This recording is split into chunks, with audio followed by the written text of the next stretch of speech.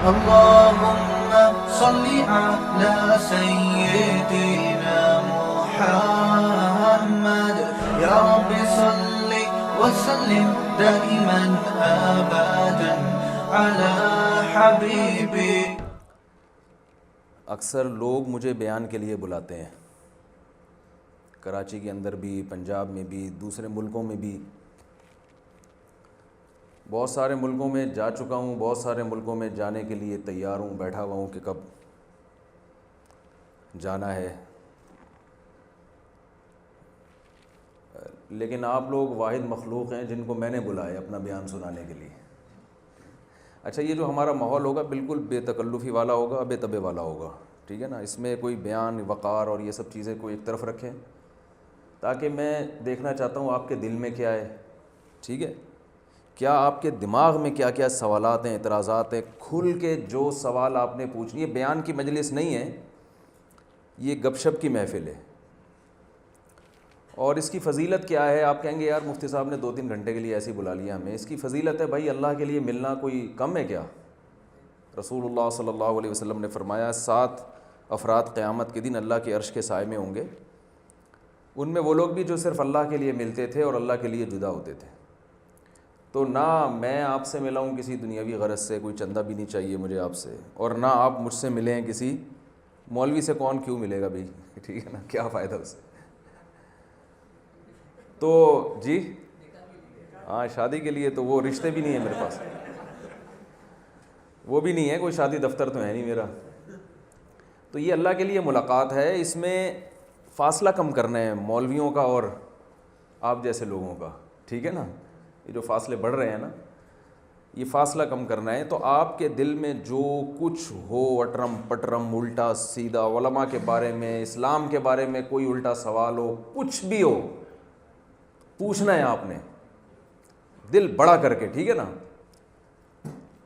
بس سیاسی سوال نہ ہو کہ مولانا فضل الرحمان اور عمران خان کا ٹاپک نہ چھیڑیں، وہ تو قیامت تک چلتے رہیں گے نا. مذہب کے حوالے سے اور میرے کسی بیان کے حوالے سے کہ آپ نے فلاں بیان کیا تھا اس پہ اعتراض ہے، تو یہ محفل ہوگی کھل کے. میں پہلے آپ کو بتا دوں آپ کو کتنا کھلنے کی اجازت ہے. ابھی 3 دن پہلے ایک ایتھیسٹ آیا تھا، میں نے کہا بھائی کھل کے جو کہا. اس نے کہا بھائی یہی ہے کہ میں خدا کو نہیں مانتا. ٹھیک ہے نا، تو اتنا بڑا اعتراض کرنے کی میں نے اس کو اجازت دی. تو یہ تو بالکل اسلام کو جڑ سے اس نے اکھاڑ دیا نا. اس کو کچھ سوالات تھے، اشکالات تھے، میں نے ان کے جوابات دیے، الحمدللہ مطمئن ہوئے وہ. تو اس لیے کچھ کسی سوال کا جواب نہیں آتا ہوگا تو میں کہہ دوں گا بھائی مجھے اس کا جواب معلوم نہیں ہے، ریسرچ کر کے بتاؤں گا، تحقیق کر کے بتاؤں گا. اور اگر پھر بھی نہیں آیا تو جو آپ کا نظریہ اس کو قبول کر لوں گا. اگلی دفعہ پینٹ شرٹ میں آؤں گا، ٹائی وائی لگا کے. ٹھیک ہے، تو اس لیے کھل کے یہ ہماری گپ شپ ہوگی. تو میں یہ عرض کر رہا تھا کہ لوگ مجھے بیانات کے لیے بلاتے ہیں اکثر جگہ، تو اب میں انکار کرنے لگا ہوں، ٹائم ہی نہیں ملتا. مختلف ملکوں میں بھی اسفار ہیں، ابھی ہونے والے ہیں مزید انشاءاللہ. تو حیرت ہوتی ہے کہ لوگوں میں دین کی اتنی پیاس. جب ہم مدرسوں میں تھے، میں خود کالج سے کی زندگی سے آیا ہوں مدرسے کی طرف. کالج میں پڑھا، ایس ایم سائنس کالج کا نام تو آپ نے سنا ہوگا. وہ ساری مستیاں جو آج کل نوجوان کرتے ہیں ہم نے بھی کی ہیں، سوائے لڑکیوں کے پیچھے کے، وہ نہیں کیا ہم نے الحمدللہ. گھر کی طرف سے سختی تھی بہت زیادہ، پکڑے جانے کا ڈر تھا. ٹھیک ہے، یہ والی حرکت نہیں کی. باقی وہ سارے جو یعنی وہ کیا لوفری کیا ہوتی ہے، کلاس میں لیٹ پہنچنا اور وقت سے پہلے نکل آنا، اور راستے میں جتنے بھی وہ سردے گرمے خربوزے والے تھے تھوڑا تھوڑا سب کو ٹچ کرتے ہوئے جانا، جو بھی ایک شرارتی ذہن ہوتا ہے اس عمر میں.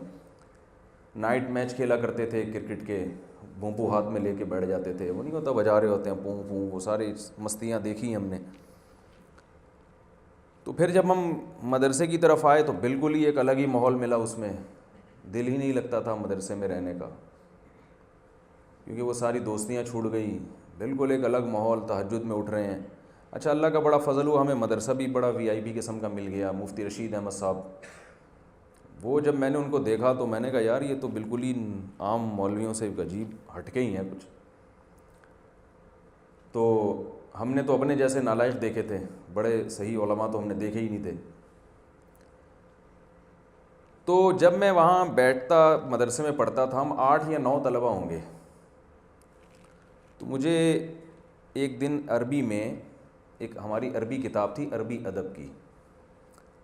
مجھے یہ کہا گیا کہ یہ جو آپ نے چیپٹر پڑھا اس کو عربی میں اب آپ طلبہ کے سامنے پڑھ کے سنائیں کھڑے ہو کر. تو میں جب کھڑے ہو کر طلبہ کو سنانے لگا تو کافی ہچکچا رہا تھا.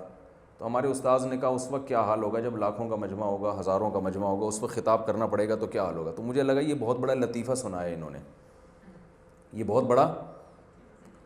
کیا مولویوں کو کون سنتا ہے بھائی, علماء کو کون سنتا ہے؟ کوئی سیاستدان بن جاتے تو لوگ سنتے, ہمیں کون سنے گا. ایک واقعہ تو یہ. لیکن آج مشاہدہ ہو رہا ہے کہ الحمدللہ حیرانگی ہوتی ہے دنیا میں جہاں بھی جاؤ, لنکاوی جزیرے میں جاننے والے لوگ نکلے ہیں. ملیشیا کا جزیرہ ہے نا پوری دنیا سے کٹا ہوا, تو ہر جگہ ہی. تو اس سے پتہ چلتا ہے کہ مذہب کو بہت زیادہ سنا جاتا ہے. یہ کوئی ہماری فضیلت نہیں ہے, یہ اسلام کی فضیلت ہے کہ لوگوں میں ایک پیاس ہے. تو زندہ مذہب ہے دین جو ہے نا, اسلام ایک زندہ مذہب ہے. نیوی میں جانے کا بہت شوق تھا, والد صاحب بھی نیوی میں تھے. نیوی میں جانے کا شوق مجھے صرف اس لیے تھا کہ دنیا گھومنے کو ملے. والد صاحب چین اور آسٹریلیا کے علاوہ دنیا کا کوئی ایسا ملک نہیں تھا جو والد صاحب نے نہ دیکھا ہو. ہمیں بھی شوق تھا یار ہم بھی دنیا دیکھیں. تو میرا نیوی میں ہو بھی گیا تھا, لیکن میں چھوڑ کر پھر مدرسے کی طرف آیا. تو خیال یہ تھا کہ اب تو کراچی سے باہر بھی کبھی جانا نصیب نہیں ہوگا. مشہور ہے نا ملا کی دوڑ مسجد تک. تو مسجد میں آئیں گے کبھی کبھار, کوئی نکاح وکاح پڑھا لیا کسی کا, ٹھیک ہے. نکاح پہ بیانات ہوں گے یہ تو سوچا بھی نہیں تھا. نکاح شکا پڑھا لیا کریں گے, تھوڑا سا جو ہے وہ دم درود کے پیسے لے لیے, کچھ صفحے سیدھی ویدھی کر دیں, تھوڑا سا ڈانٹ دیا کسی کو. یہ لائف اسٹائل ہوگا ہمارا. یہ دوسرا اعتراض یعنی دوسرے اشکالات ہوتے تھے مجھے. تو اللہ کا شکر ہے اتنے ملکوں کی سیر ہو گئی, اور اتنے ملک ہیں جہاں سے انویٹیشن ابھی آئی ہوئی ہے. ایک ایک ملک سے کئی لوگوں کی انویٹیشن آئی ہوئی. میں ٹہلا رہا ہوں, ٹرخا رہا ہوں. کہاں پہلے شوق تھا کہ بھائی کس طرح سے کبھی دنیا دیکھیں گے, اور اب یہ ہے کہ اب ٹہلا رہا ہوں کہ نہیں بھائی نہیں. تیسری چیز تھی شادیاں, جس کا آپ کو بڑا شوق ہے. اس کا بھی خطرہ تھا کہ شادی بھی نہیں ہوگی, مولویوں کو اپنی بیٹی کون دیتا ہے. آپ لوگ کو تو پتہ ہے صبح شام آپ لوگوں کو لفٹ کرانے والے بہت ہیں, ٹھیک ہے. مولانا کو کون لفٹ کرائے گا. تو مجھے یہ تانے دیے جاتے تھے کہ آپ شادی بھی نہیں کر سکو گے. ہمارے فیملی ماشاءاللہ سارے ایجوکیٹڈ لوگ ہیں, آرمی میں بھی آفیسرز ہیں, ڈاکٹر بھی ہیں, ہر طرح کا طبقہ ہے, پڑھی لکھی فیملی الحمدللہ. تو تمہیں کوئی بیٹی بھی نہیں دے گا. تو میں ویسے ہی مذاق میں کہتا تھا میں 4 شادیاں کروں گا, ویسے ہی مذاق. تو وہ تینوں چیزیں اللہ نے کرا دیں بھائی. مجموع میں بیانات بھی ہو گئے, شادیاں بھی ہوتی چلی آ رہی ہیں, رکی نہیں رہی ہیں. ٹھیک. تو اور دوسرا یہ اسفار بھی ہو گئے. تو یہ سب اس چیز کی علامت نہیں ہے کہ میرے اندر کوئی کمال تھا. یہ اس کی علامت ہے کہ لوگوں میں اسلام کی پیاس ہے. لوگ صحیح اسلام دیکھنا چاہتے ہیں, سننا چاہتے ہیں. مفتی طارق مسعود صاحب کے بیانات سننے کے لیے youtube.com/مفتی طارق مسعود کو سبسکرائب کریں. اور اگر آپ لائیو ویڈیو کو کبھی بھی مس نہیں کرنا چاہتے ہیں تو سبسکرائب کرنے کے بعد بیل آئیکن پہ کلک کرنا مت بھولیں. جزاک اللہ.